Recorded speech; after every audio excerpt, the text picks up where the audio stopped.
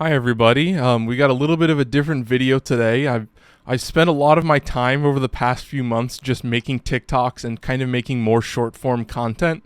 And because of that, I've kind of neglected to make long form content. So this is me trying to put some effort into making some longer form content that is a little bit more personality based and a little bit more just me kind of talking and speaking through some of these thoughts that I have. So I hope that you've seen recently that I've changed the style of videos that I've been putting out. I think I got most of my success from putting together really basic factual information about Elden Ring and, making weapon videos and making OP early videos. But in the end, I really wanted to transition into something that was more just generic gaming focused. And so part of that for me has been putting together this series, this long form series, to kind of talk about why I play the games that I play.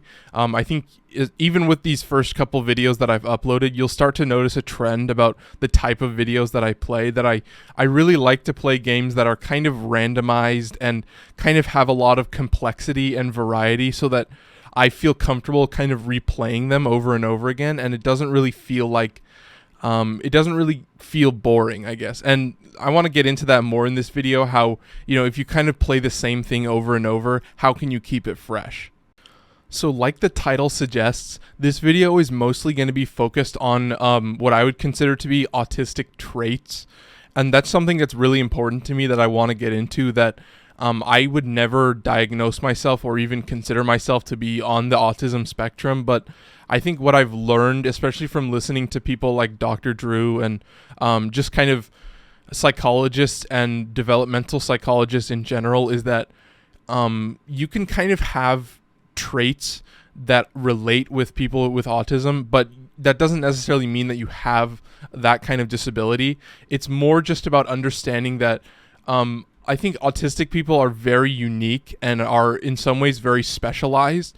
And I think that it's really important to kind of try and relate with people with those kind of developmental differences. And, you'll notice that I'm trying to avoid words like disability and disorder and things like that, because I think in the end, yes, there are some people with developmental differences that they need care, and I think that's the important part. But in the end, what I want to do is show people that it's important to relate with those people and to find things that you can relate with about them and find things that you resonate. And really, this video is going to be focused mainly on pattern recognition and kind of this thing that I've noticed where when I watch TV shows or when I play a video game, oftentimes stories are very predictable to me, and I know the end of the story as soon as a certain information is introduced. Like I think Kenobi is a good example. Like when they introduce the third sister and they do that little flashback, I was like, oh, okay, I know what this character is used for. But I think, when you play video games and you're mostly just focused on the gameplay, then pattern recognition kind of takes on a different form, and it's a lot more interesting and it's a lot more in depth. And so this video is kind of me talking about, how I resonate with pattern recognition and how that applies to all the different roguelikes and all the different randomized games that I play, and how it kind of keeps it fresh and how I can keep playing these arcade style games.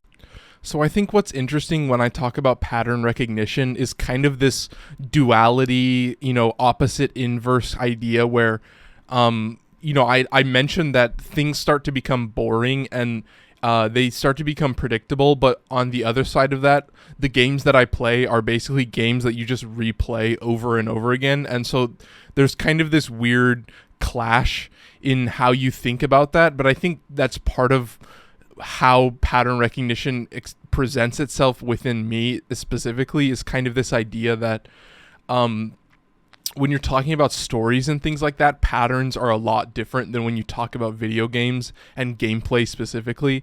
Like, I just think that the style of games that I play is really based around just being able to pick it up and play it and then put it down, and not necessarily have to, be super obsessed with a game and play only a single game for a long period of time. Like, in my first video, I kind of mentioned Witcher 3, and I think that's a good example where I think most people who play that game will they'll finish it in a few days, or they'll finish it in a week, and they'll kind of just burn through all of it, and you get really immersed into that world and that story.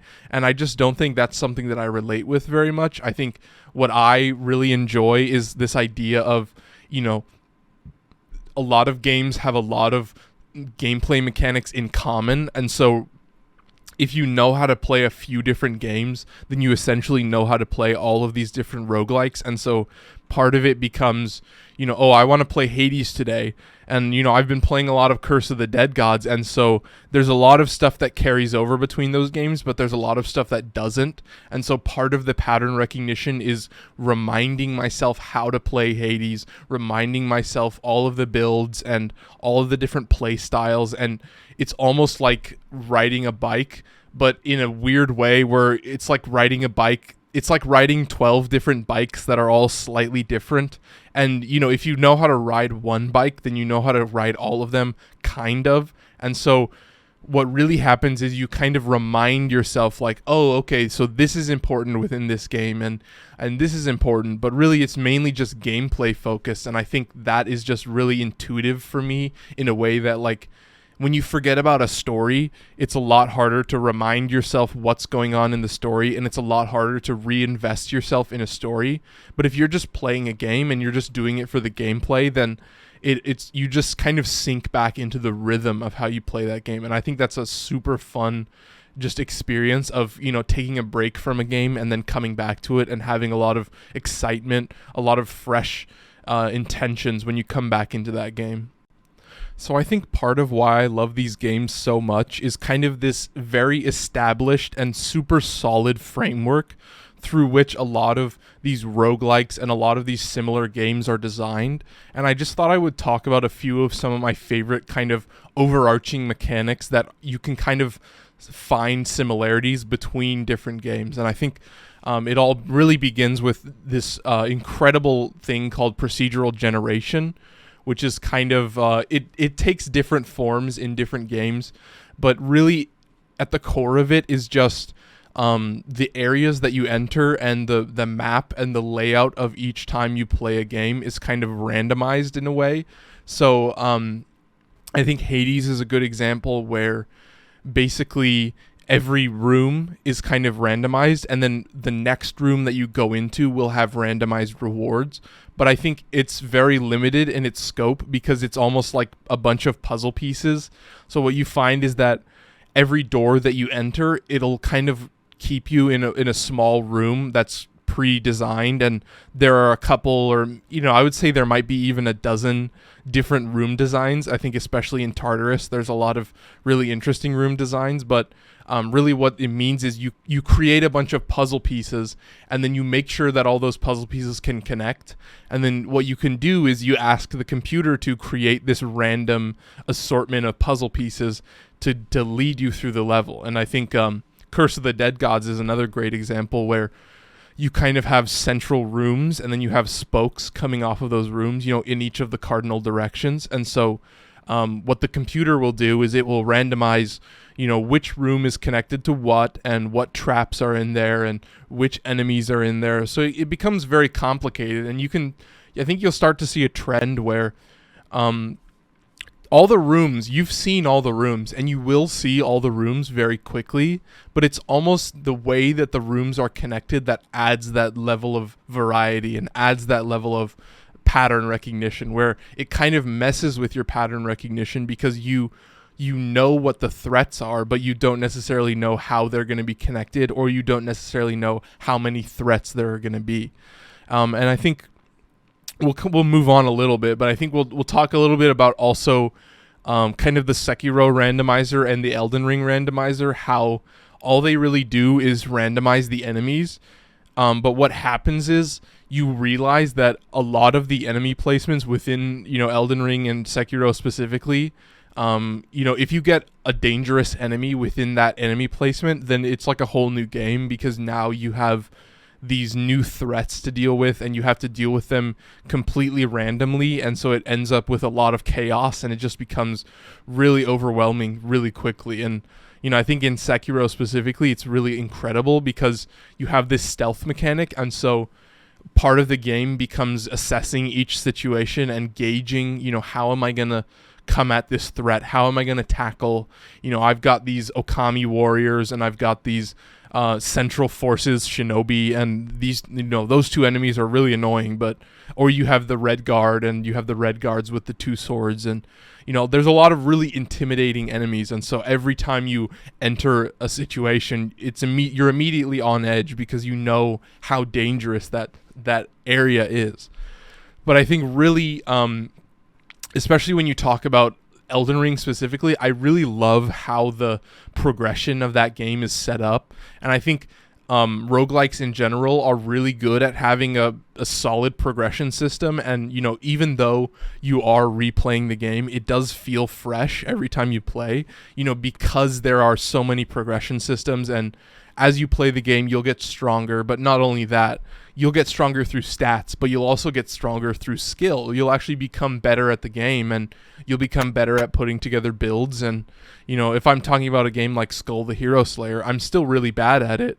I've basically beaten the game. I've gotten almost all the upgrades, but in the end, I'm not really practiced enough with that kind of 2D side-scroller format. I'm just terrible. Like, I can't express enough. Like, Dead Cells and Skull the Hero Slayer, I am really, really bad at those 2D platformers that are also roguelikes. And so part of it for me is realizing that, yeah, I can have all the progression systems I want, but in the end, you have to be really good at the gameplay. And I think that kind of gets into my last point, which is just that when you play these games, you start to realize that the gameplay loop is incredibly complicated. And, I could use Skull as another example because I think what I've noticed is that a lot of games that are kind of made in East Asia, Skull, I think, is made by a Korean developer, and I think Neo 2 is a good example where there's just a billion stats and there's so much stuff to manage, and so you're really dependent on the gear that you get.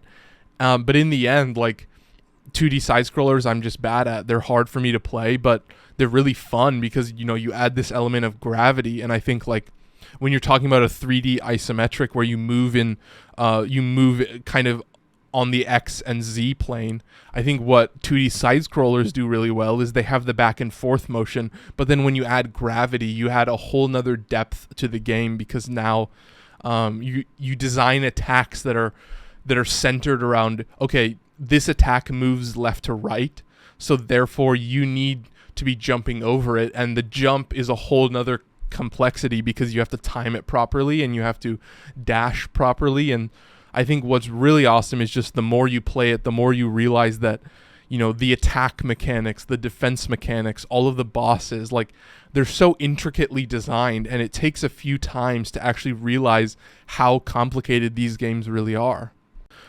And the last thing that I wanted to talk about is kind of just about modern arcade games in general.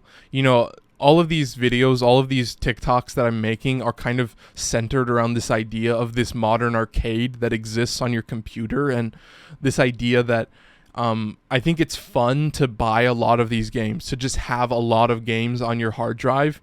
And, I think at this point I have 5 terabytes of storage on my computer, and I've done my best to, like, break up my games so that they actually fit well. And I could go on and on. What I will say is I'm going to be uploading a lot of these kind of game review TikToks and these game review shorts because, I have multiple different folders, and each of those folders I've tried to flesh out and really fill up with great games. And this is kind of the last point that I want to get into, which is this idea that I think it's important to realize that sometimes when you play these games, it's a little hard to be obsessed with them and only play one game. I think, like, it's more of a personality trait that I've noticed, that I think certain people, they really, really obsess over one game, and they get to be so good at it that it becomes second nature to them. I think Hades was probably a good example where people were speedrunning that. They were getting to 8 heat, 10 heat, 16 heat, 30 heat like it was nothing.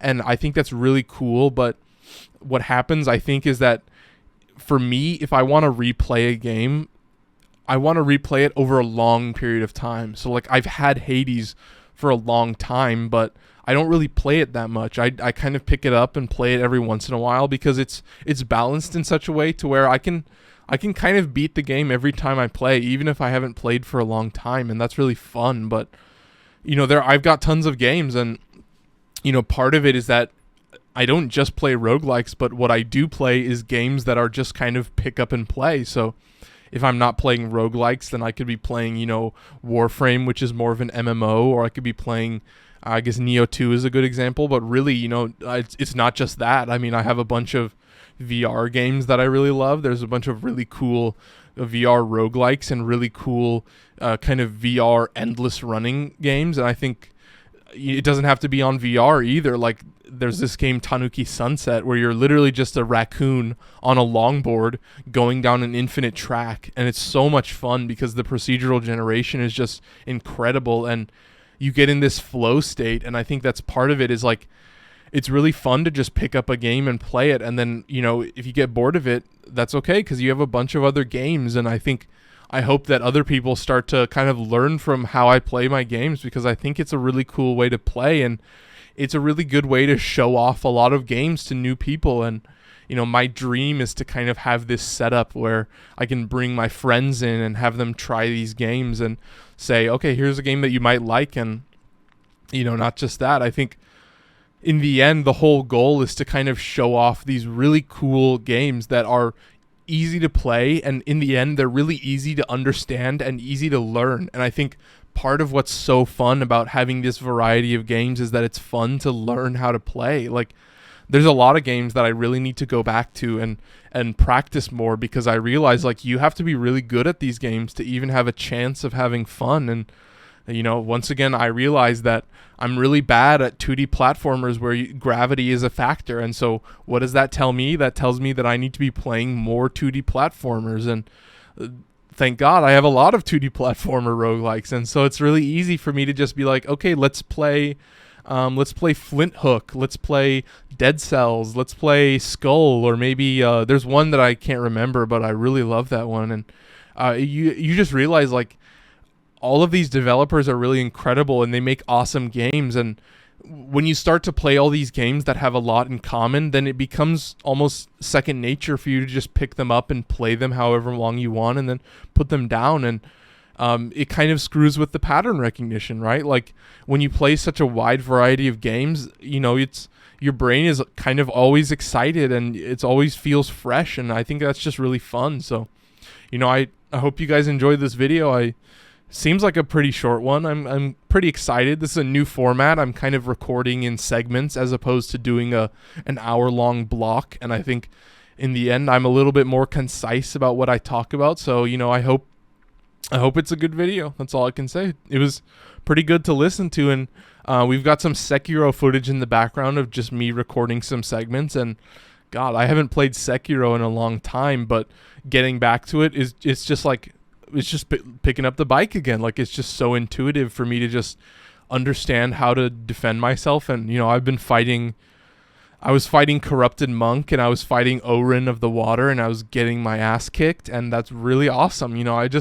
It's good to get back to that and realize, like, oh, I need to be playing Sekiro more, because I've lost my ability. I used to be pretty baller at Sekiro. It used to be really second nature, but Elden Ring came out, and I've been playing Neo 2, so, there's a lot to play, and, I hope you enjoyed. That's all I can say. It wasn't really about autism in the end. It was a little bit about that, but it was more just about patterns and pattern recognition, and this idea that, roguelikes are a very confusing genre of games, because in the end, you are just replaying the same game over and over again, but it feels really fresh in a way that's unique to that style of games. And, shout out procedural generation, shout out all the progression systems. It really makes it fun to go in and play these games. So yeah, hope you enjoyed. Definitely hit that subscribe button, hit the notification bell. My hope is that we do streams on Tuesdays and Thursdays now. I'm trying to be better about that, but yeah, we're still uploading TikToks and shorts daily. We're still doing that. It's a lot easier for me to build up a backlog, so it's really intuitive. So if you came here from TikTok, or if you watched one of my shorts, then yeah, definitely stick around, because my hope is that I can do more of these long form or semi long form videos and kind of put them out on a regular basis. So, I hope it does well. It probably won't, but I hope it does well.